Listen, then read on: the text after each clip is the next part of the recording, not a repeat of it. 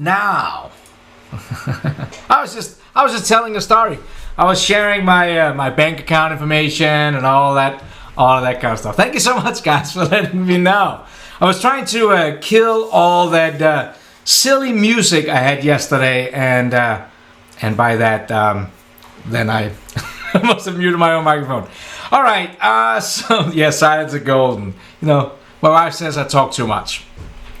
Live stream today. No live stream the rest of the week. I am flying to LA tonight, doing a dinner to the workshop there on Thursday. Next week I am in San Francisco. I will be thinking of you guys though. Yeah, today is live stream number 195. John from Los Angeles. I will be there late tonight. Today's topic is a 3D printing gauge, and there's something that I've talked about before. I used to use those when I was a riddle arm, and we used them to check like wire machines and CNC mills and things like that. That is what we're going to do today for a 3D printer. So, good to be back. We should be both on the YouTube and on the Facebook. That was all I was talking about while I had myself muted. Yeah, with that, why don't we just... I was giving a welcome to everybody. You can see we got Max, we had Bernie in here, we had Fun King, Josh, Christopher. Really appreciate all of you guys. Thank you so much for taking the time. Let's get rid of the clock so we can be back in action here. Hey everybody! Welcome to live stream number 195. My name is Lars Christensen, and today's topic is free, and I mean free. A 3D printing gauge that if you don't want to watch this live stream, just move on with your life, you can absolutely go down the description area of this video and you can download it. Or you can hang around for a little bit and we will model it, talking about it, and hopefully you know, add a little bit more value to your Fusion 360 experience. That is what this is all for. Just trying to give you a little bit more tools to get your stuff done with Fusion 360. You will do me a huge favor if you hit the thumbs up if you like this. Thumbs down if you know some of these topics, if they're not great. We are in live stream 195, so I'm sure there are some of them that you don't think are the greatest. Just thumbs down. I want the honesty, and comments. Love the comments. I read them all. I respond to them. I'm a little bit behind, but I'm working on it. And you will also see my email address is down in the description area, including the free CNC Handbook. My email address, so any future topics you would like to see. Now, I have talked about this before on the live stream, and I'm gonna try not to waste too much time and just jump into that. Mostly because I got a plane to catch. No, it's all good. So when I'm not gonna take credit for this. So when I worked at Riddle Arm, I worked with a great guy named Don Coleman, and this is what we call the snowflake. And we used this mainly when we bought wire machines. We would kind of create these gauges. Now, when we did this, we wouldn't actually not put the numbers on them because, well, this is what happens. When you go out to buy a new machine, I don't care if this is a 3D printer or if it's a CNC mill, there's always all the specs. This is how accurate they can print, or machine, or whatever it is. And that is pretty important. Now, money is important, but of course, the print quality, if you got a whole tolerance on your part, is important. So machine dealers will normally tell you exactly how awesome the 3D printers or machines are. But as a user, you many times want to test that. So what we used to do was we would provide some gauges where we had made secret markings on what size was what, and have the machine builder make them on their machines, and then we would check the fit with the different ones. And that was a great way to kind of test out the machine accuracy. On CNC machines, the machine's sale tool people normally will focus more on what a great finish they can do than they will do on accuracy, and we were more focused on accuracy than finish. So, you know, depending on what world you come from. But the idea behind this is for you 3D printer people, and I'm going to say it again, you don't have to model this up. Down in the description area of this video, you will find a link, and you click that, you can download this model. The idea is that we have a male snowflake, and we have one here, and this is in metric. The one I showed you before was in inches, and that was actually, probably too big for most 3D printers to print. So that's why I created this one. And the idea is that 10 millimeters. Well, so what is your accuracy on your machine? And that really depends. The accuracy on your machine, that has nothing to do with CAD or CAM, really. It all comes down to the machine, the movable axes. When we're talking 3D printers, there's high quality 3D printers, there's consumer 3D printers, of course. But the idea is that this one here is 0.025 smaller than 10 millimeters. The next one is an additional 0.025, and if for you guys here in America, that is about 1/10 of an inch, so 0.001. And so forth, we're going downwards. On the female size, we are going upwards. As you can see, 10, same thing, right? So up a thousandth of an inch, or 0.025 millimeters on these four. And you could add more lags depending on how accurate you want. And you can download my model. I don't care. You can do whatever you want. You can completely change the sizes, whatever you want. The idea behind this is, of course, how accurate is your machine. And what this does is that when you have this gauge, you can now go in and kind of find out, how accurate you should be whenever you're printing. If we're talking 3D printing in this case, or YADM, but let's just do 3D printing. That can you fit your machine accurate enough to print something that is round, but by the way, is probably the most complicated for your 3D printer, because the X and the Y need to move simultaneously when it does that. How is the fit between a 0.025 to the 10?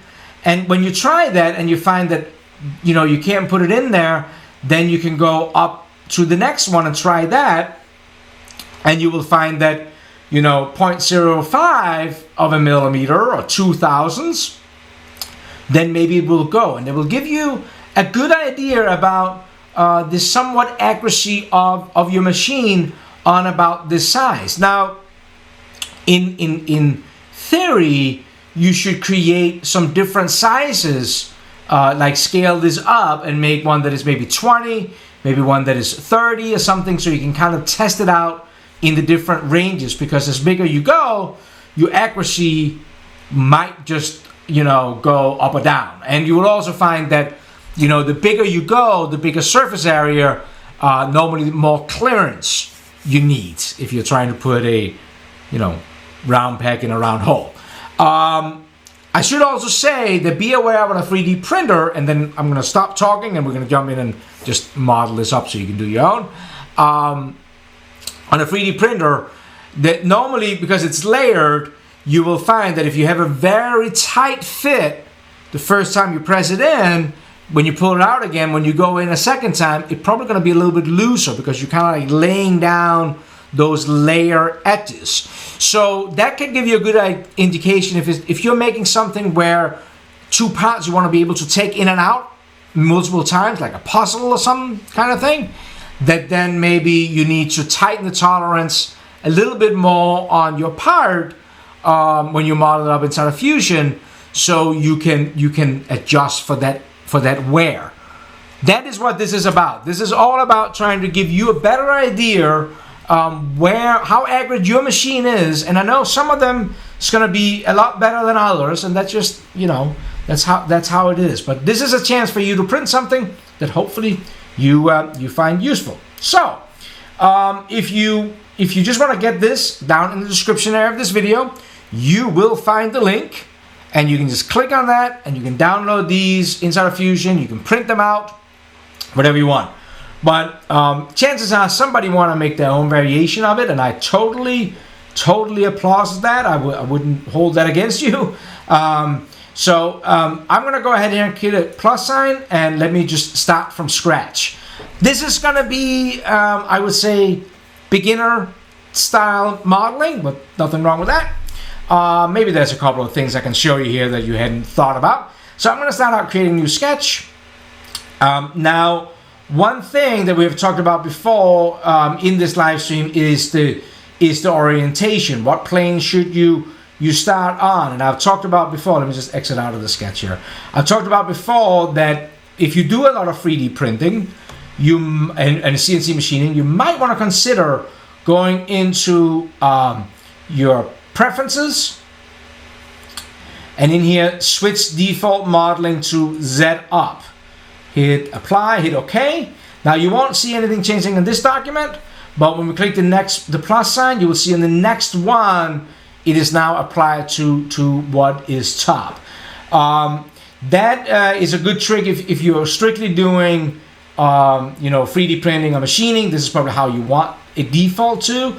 I am pretty used to doing it the old way, so I'm just going to leave mine here. So I'm going to open up a new sketch, and you normally want to model with the Z or the Z axis up. So I'm going to select this face right here. I'm going to start out with a circle, so I'm going to hit C for circle and hit the center circle here. I'm going to make this one 50 millimeters in diameter. Then I'm going to hit L for line, and I'm going to draw a line vertical up here. Make sure that it kind of snaps to the vertical. I'm going to make it 35 millimeters long. Then I'm actually going to hit the tab key, because when I do that, you will see that it switches. It locks down to 35, but right now it has the 90 degree kind of active. And then I'm going to hit enter to that.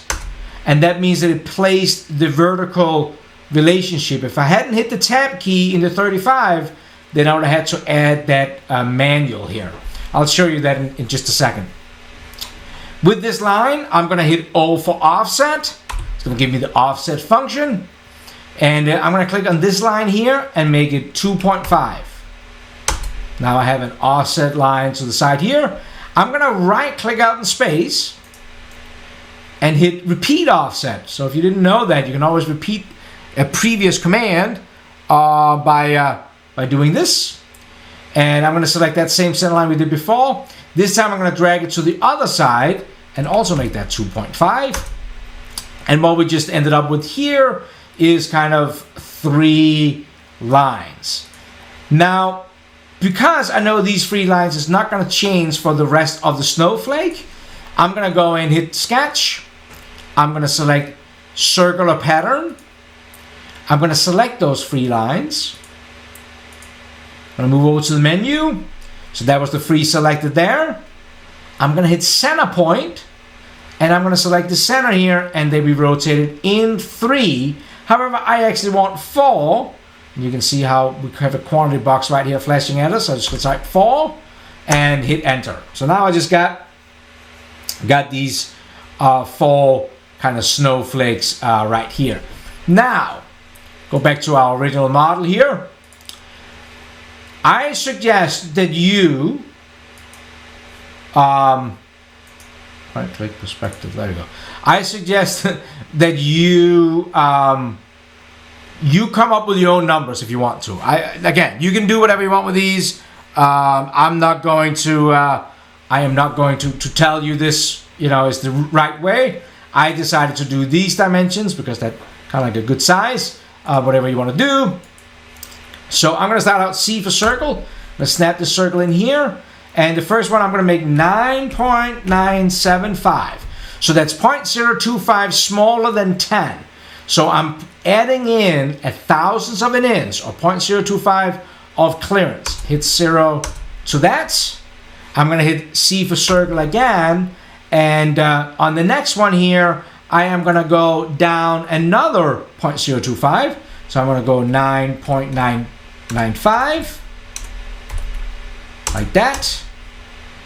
And C for circle, select this one here. And the next one I'm going to go further down again, 9.925. And the last one, C for circle, is then going to be 9.9, right? So we have that kind of like decreasing kind of area here. That is all I need for the first one. I'm gonna hit Q for press pull, and then now you could go ahead and select your individual ones here, or you could just also just window the whole thing, kind of the same thing. I'm gonna make mine 12 millimeters thick. 12 millimeters thick. Hit enter, and we got our kind of first solid here. Now you will see that I put the printing numbers on here. That will definitely help the reference. However, I might have to warn you that if you make them this small, you might have an issue seeing them on your 3D printer. Maybe it would be better to just, write them a little bit bigger somewhere else. Now, another thing you will see I did was I added some fillets on these here. So let's do that on this model. Now, normally I would tell you to hit F for fillets, and then you can go in and select the different edges here. But you could also just be lazy. Let's go to the right view here, and you can drag a rectangle left to right and hold it within the body, and you will select all those edges, 16 edges by one. Kind of interesting. So we can select those, and I'm going to make those 1 millimeter radiuses. Just adding a little bit of strength in there. You should always not have any sharp corners. I'm going to come back to doing the letters at the end here. I think I'm only going to show it on one of those. Be aware of a neat little trick here. If you go over to your sketches and you turn on your sketch here on the light bulb, you can right click and you can click show dimension, and your sketches will actually show up with those dimensions in there. So if I just edit sketch, you could move in, grabbing these dimensions like this, drag them outside a little bit, and now you have a pretty good vision about what these different sizes are. Just a little trick if you decide you don't want to print anything in them. In that. All right, with this, we're going to create the female portion. I'm going to create a new sketch on that same workspace, and I'm just going to draw a circle out here in space. I like to do that out in space here. I'm going to make that one also 50, and then I'm going to use the constraints, the dimensions. So my constraint's going to be I want to make it horizontal from here to here, and then I hit D for dimension, and I'm going to place a dimension from here to here, and I'm going to make it 85. That is black. That is fully defined. Let's now go ahead here and create a line just like we did before. Hit L for line. Click on the center here. Drag that up. Now again, 35. Now if I just hit enter right now, it will lock in the 35 millimeters, but it will not apply the horizontal constraint. Let me do that. Hit enter here, and you'll see that the 35 is entered, but it's not added in here. So that was why you saw in the beginning, I hit L for line, went up here, typed in 35, then I hit the tab key, and then hit enter. Then you get that vertical constraint. Just a little thing for you to know. By the way, if you came in late, I can see we got over 100 people on the live stream right now. Down in the description area of this video, you will find this file. You can go and download it right now. You don't have to listen to me. If you don't care about this, you're like, yeah, just give me the dang model. Click to this down in the description area, and I hope that is a little bit of value to you. All right, I'm going to do what we did before. I'm going to hit O for offset and select this line here. I'm going to do the exact same thing I did before. 2.5 millimeters offset here. Right click, offset, select that same line, drag it over on the other side, and 2.5 there. That is all, pretty straightforward kind of stuff. Now, I'm actually going to change this model a little bit here because I wanted to show you another command. I hope this is useful. I want to show you something that maybe you normally wouldn't think about using. Over in the sketch geometry over here, there is a trim function. So we can actually trim these lines down to be exactly where the circle is. So if I click on the trim and I hover over this line, see how it turns red? If I click on it, it's actually trimming that away. Now, as soon as I did that, notice what happened. It turned blue. Because when you do this kind of stuff, you got to be watching out that you are ruining whatever relation you have. And what I mean by that, if I just do an undo up here, back to where we were. See, we had a dimension placed up here on this dimension, but as soon as we do the trim, then the software literally have to remove those constraints. It just can't keep it in. So now what you can do is you can hit D for dimension, and you can either place those dimensions again, what is probably the easiest to do. You could also use something like a symmetry or something like that. But the reason I did this was because I actually want these lines just trimmed to here, but I wanted to show you that. I'm going to do what I did before with the circular pattern. Click on the circular pattern and select our free lines again. And do center point over the origin. And again, I want 4, so I'm just going to type that in. And we're kind of like back to where we were before. Now let's do the circles here. So I'm going to hit C for circle, draw a circle out. And in this one here, I'm actually going to go the other way around. So when we did the male pieces, we went a little small by 0.025, and then we went smaller, smaller, smaller. On the gauge here, if we go over to this one, the finished one you can download, you will see that I'm going bigger, bigger, and bigger. And the reason for that, I keep on having this default to perspective. The reason for that is, and you can, again, dude, adjust this. Like, this is just me trying to show you this and give you, maybe inspire you to do something similar.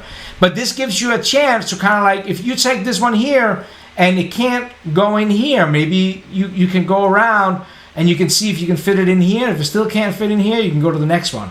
That is kind of the idea behind this. So this one here, I'm going to hit D for dimension, and I'm going to make that one 10.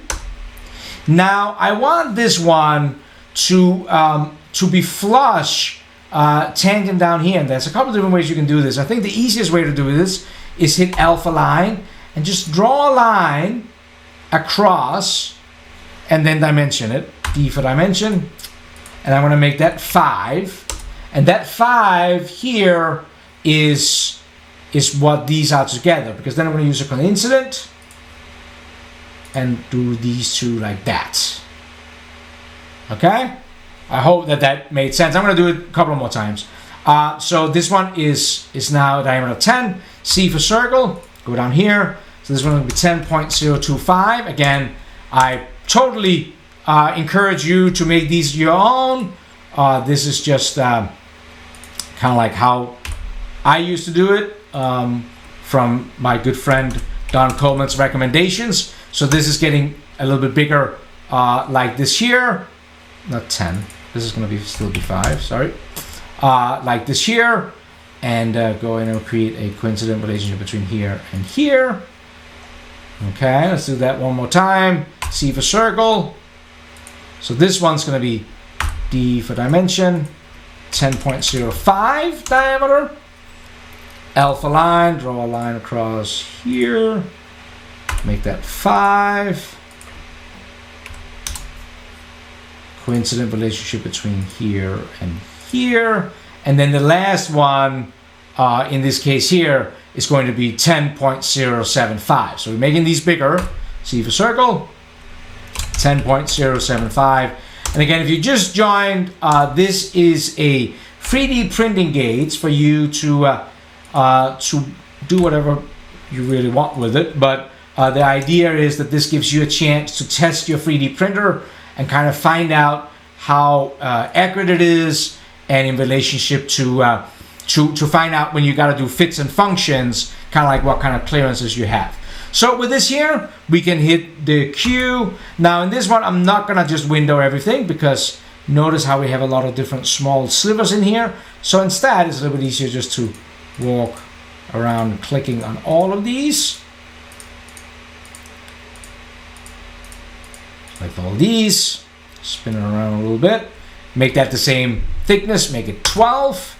So now it's the same thickness here. You can see how I had the dimension turned on. Now I'm going to do the same thing as I did before with the fillets. I'm going to add a little bit bigger fillets on here because I really don't want the 5 millimeters to interfere. I really just want to check the radius fit. So I can go down to here to the sides and we see this. Oh, I modeled that there. I drew that on the wrong sketch plane. Ha! Ooh, this is going to give me a good opportunity to show something. Let me just add the fillets on it. This is typical, right? This happens to you too, I'm sure. I drew this one on this origin plane. Then when I started the second one, I thought I selected the origin, but I selected the top. Man.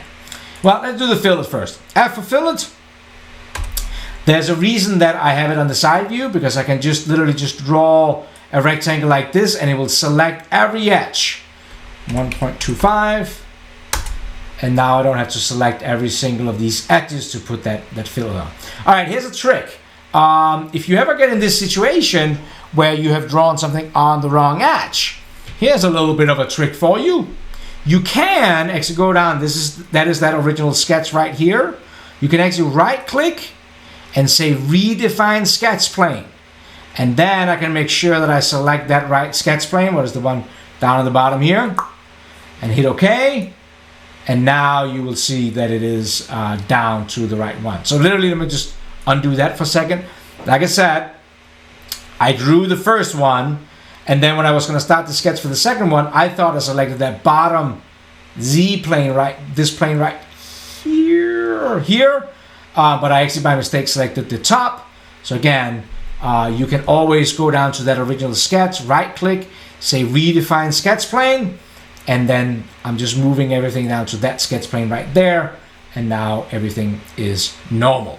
All right, the last thing to do to this part here, I think, is add some text. And you will see if you're looking at the model that you can download, if you click on the link beneath, that I wrote each numbers on here.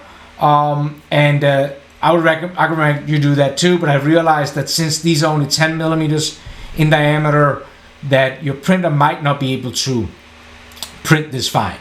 So you could do either a symbol, or you could just do, minus 25, maybe make it a little bit bigger, whatever you want. But all I did to do that was literally to go and say, let's create a new sketch, select the sketch plane, go into text, place the text, and in this case here, this is going to be 10.000. I wanted the 3 decimal places in there, whatever you want. Make it 8 millimeters in height, maybe, or make it small, or whatever you want it to say in here. Let's go 6. I can't remember what size I made it in the other drawing.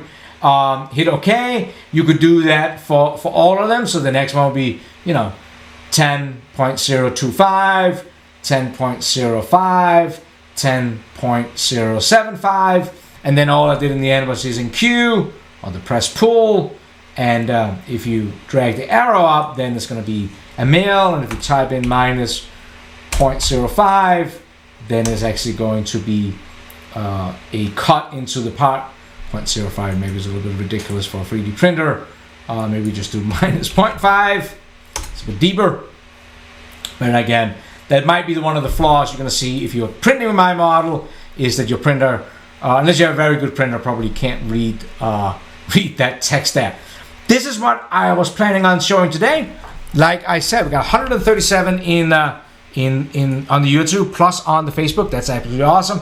This model, you can download that already. If you click down in the description area, you will find the link to that model. You can click on that. You can download that. Do whatever you want with it. You can modify it. You can print it. You can whatever. It's used to do whatever you want. Hope this is useful. While you're down in the description area, any future topics you would like to see, send me an email, and I will be looking forward to that. Download the free CNC Handbook. We have thousands of downloads. I think like last time I looked, was in the 6,000s or something. Don't forget to grab that one. Anything else? Hook up on Twitter or whatever it is. Friends, that is it. That is all that I was planning on showing on this wonderful, August 14th of this wonderful day. No more live streams this week. I'm sorry. Also be out next week. So tonight going to LA. Tomorrow I'll be in San Francisco. Next week I'll be in San Francisco. But then we will be back. September should be a good live stream month, I hope. Thank you so much for taking the time to watch this. I really appreciate it. Thumbs up if you like it. Thumbs down if you don't. Want your honesty. I love your comments. Really appreciate you taking the time to do that and watch. And you guys are the best. Hope you have an awesome, awesome day. Take care, folks.